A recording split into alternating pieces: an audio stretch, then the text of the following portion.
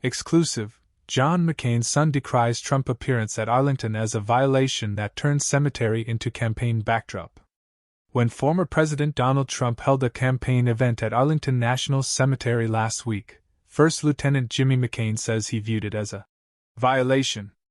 The youngest son of the late Senator John McCain had already been moving away from the Republican Party. Just weeks ago, he changed his voter registration to Democrat and plans to vote for Kamala Harris in November, he told CNN in an exclusive interview this week. But he is speaking out now for the first time about Trump because of the former president's conduct at the hallowed ground where several generations of McCain's family, including his grandfather and great-grandfather, are buried. It just blows me away. McCain, who has served in the military for 17 years, told CNN. These men and women that are laying in the ground there have no choice of whether to be a backdrop for a political campaign, he said. I just think that for anyone who's done a lot of time in their uniform, they just understand that inherently, that it's not about you there. It's about these people who gave the ultimate sacrifice in the name of their country. McCain's decision to speak out now is part of his broader shift away from the Republican Party and his family's famously conservative roots. After years as a registered independent, he says he registered as a Democrat several weeks ago and plans to vote for Kamala Harris in November, adding that he would get involved in any way I could to help her campaign. It's a significant move for the son of a former GOP presidential candidate, an Arizona senator. While other members of the McCain family have distanced themselves from Trump, including Jimmy McCain's mother Cindy, who endorsed then-candidate Joe Biden in 2020, and his sister Meghan, none except Jimmy have publicly abandoned the Republican Party. Despite her harsh criticisms of Trump, Meghan McCain indicated last week that she would still not endorse Harris. I'm a lifelong, generational conservative, she tweeted. Jimmy McCain, who enlisted in the Marine Corps at age 17 and now serves as an intelligence officer in the 158th Infantry Regiment, had until now deliberately sought to avoid entering the political fray.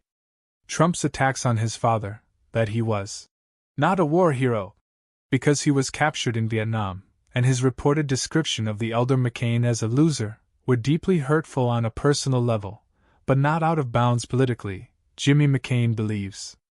One thing about John McCain is that he chose a public life, McCain said. So to attack him is really not out of the realm of his job description.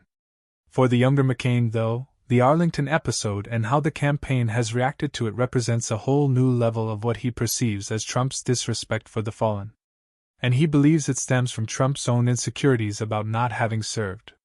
Many of these men and women, who served their country, chose to do something greater than themselves, McCain said. They woke up one morning, they signed on the dotted line, they put their right hand up, and they chose to serve their country. And that's an experience that Donald Trump has not had. And I think that might be something that he thinks about a lot. McCain emphasized that he is speaking on his own behalf and his views do not represent those of the U.S. Army. McCain received his commission and became an officer in U.S. Army intelligence in 2022.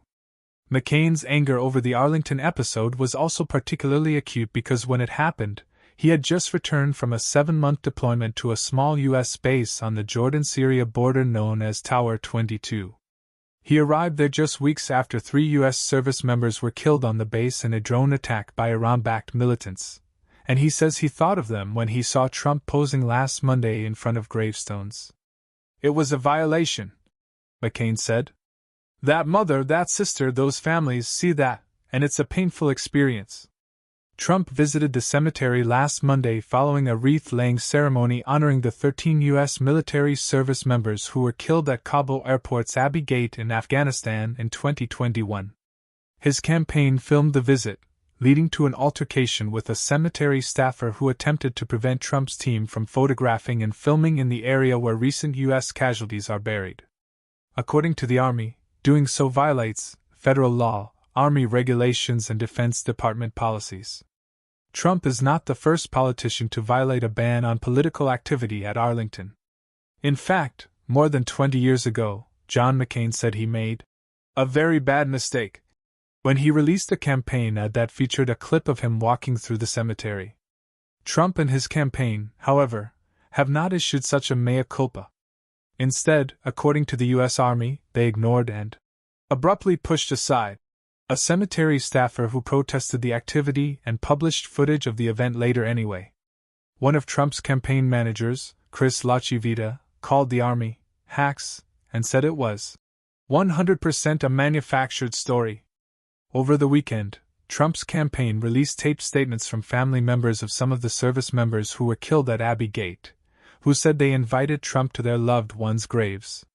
But the campaign's video of the event, which they put on TikTok, showed other gravestones too, including that of an Army Special Forces soldier who died by suicide, and whose family said they did not give the campaign permission to film it.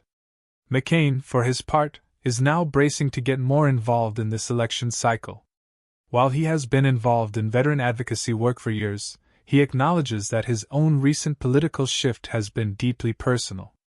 "John McCain was my father, and a lot of people lose that in the minutiae," McCain said. "He wasn't John McCain the way he is to the world. He was the man who loved me. And the one thing I've known about my dad since the moment I could think was that he was a good man and that he had done his part. And for me to be with him towards the end of his life, hearing things from Trump like he was a loser